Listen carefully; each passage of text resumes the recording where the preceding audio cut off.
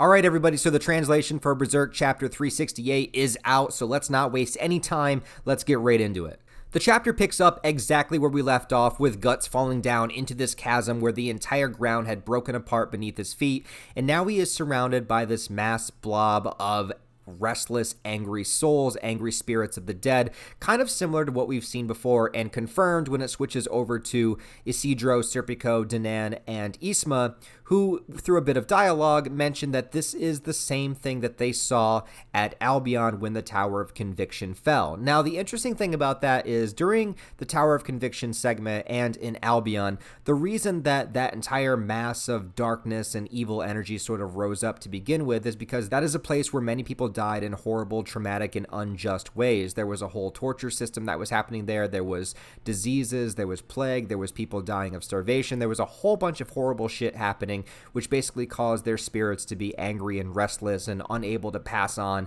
after death. And so that's why all of that dark energy was there, which all kind of pulled together and culminated, being drawn to the brands, which eventually allowed itself to be part of the incarnation ceremony, which brought Griffith back to the physical world. Now, the interesting thing about that here is that here on Elfhelm, this doesn't really seem to be the case. This doesn't seem like a place where many people would have died in a regretful, angry, restless kind of way. This seemed to be a place of peace more than anything else, or at least a little bit of tranquility, or more on the positive side of the astral world. Not that we didn't see a little bit of darkness kind of foreshadowed here, but at least not to the extent that we're seeing it taking over the entire island.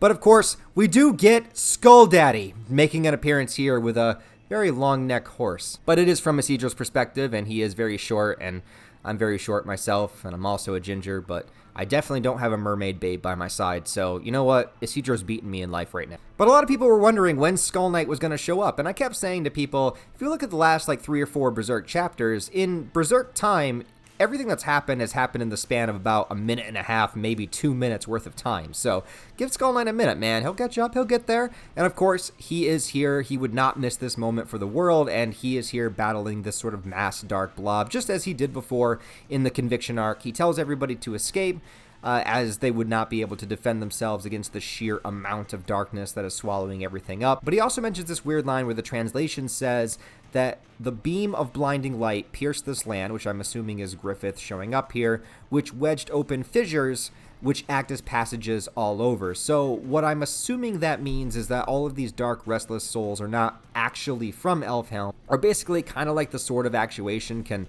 crack open a fissure, into the astral world or through dimensions. Perhaps just Griffith's mere presence in a world like this, in a land like this that is so magically dense, it just created this sort of crack in the astral area where it's located. I don't really know how it works, but that's how I'm kind of envisioning it in my mind. But then there's also this, and again, remember, these aren't 100% official translations. I'm not knocking the translators whatsoever. I think they do an amazing job, but I just want to make sure that we're getting the lore correct here, because Skull Knight does say that this land is sustained thanks to them, talking about the restless souls, and you could say that they are the true lords of the island. I'm not really sure if he is saying the darkness they represent is sort of the counterbalance to what Elfhelm is, so you kind of need to have both, or if they are what truly belong here, because remember when they were first explaining the lore of the 3 worlds and how the astral world works, Shirake was saying something along the lines of the restless souls kind of stay within this area for a little bit before passing on. These ones can't seem to pass on. So if Elfhelm kind of exists within that layer of the astral world, is Skull Knight basically saying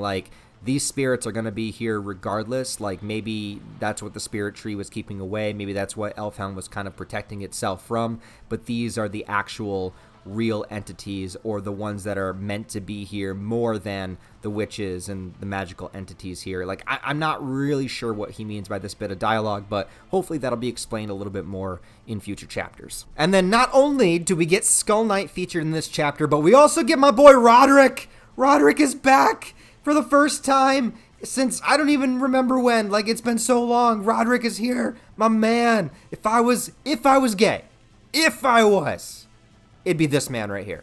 But instead, I just want that mermaid coochie. Anyways, There is a bit of humor here, but Roderick is basically heeding the warning of the mermaid, saying that we got to get out of here. He's noticing that something's wrong, and he's readying the ship for departure, trying to get a mission to the mainland, to his main crew. And then that swarm of massive dark energy, dark souls just starts swarming the entire land. And thank God for Roderick having an entire crew of people for a body count within Berserk, because so many of them get a chance to die with many of the threats from the sea god to this now. We always got to have some expendable characters just to show some brutality and some gruesome deaths, and thank God we get a man that is basically sucked dry, skinned alive from these monstrosities, and it's awesome, man. Reminds me of classic Berserk. Looks like Conviction Arc Berserk, well, obviously with what is actually happening here, but it just looks great.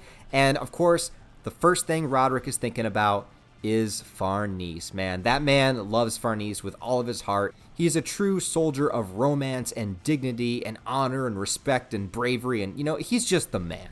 But then, of course, we get perhaps the most tragic moment of the entire chapter, where we cut back to Guts, and as he looks up, as he's being surrounded, and it looks like he's actually going to get swallowed by these creatures. I wouldn't be surprised if he actually needs to activate the Berserker armor to get out of here, or if Skull Knight's going to come give him a hand. But as he looks up, he sees the Zod Uber service taking Griffith out of there with, of course, Casca in his arms. And I had already theorized many chapters ago that Griffith was going to take Casca back to Elfhelm. Not to repeat myself 1,000 times, but essentially the whole reason for that is if Casca is his greatest weakness, if it's what he's going to go to every time the Moonlight Boy takes over, if it's the thing that he can't physically harm, it would make sense to keep his weakness close by so that it cannot be exploited against him later.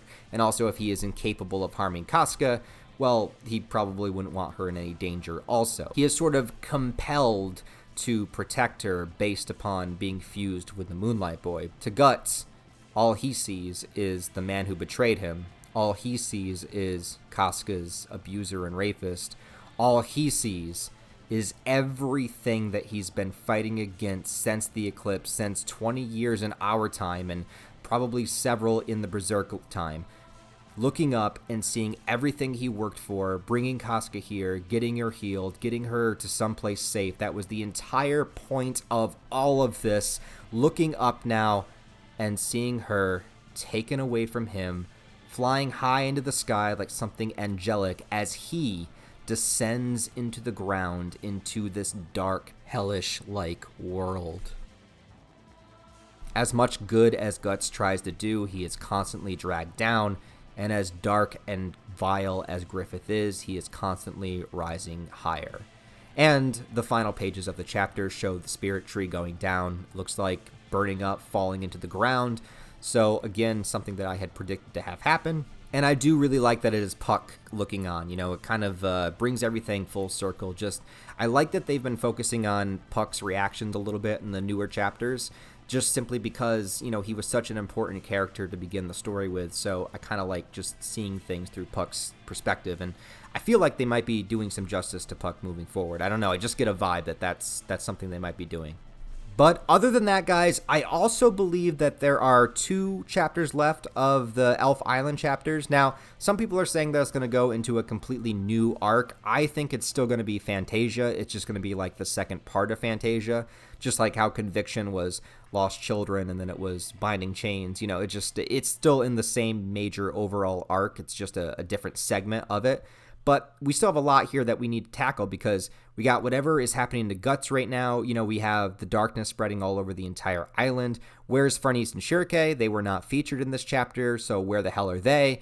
We also haven't seen some of the other characters like Gedfring and the witches and everybody else. So there's a lot of stuff here that is still not being shown.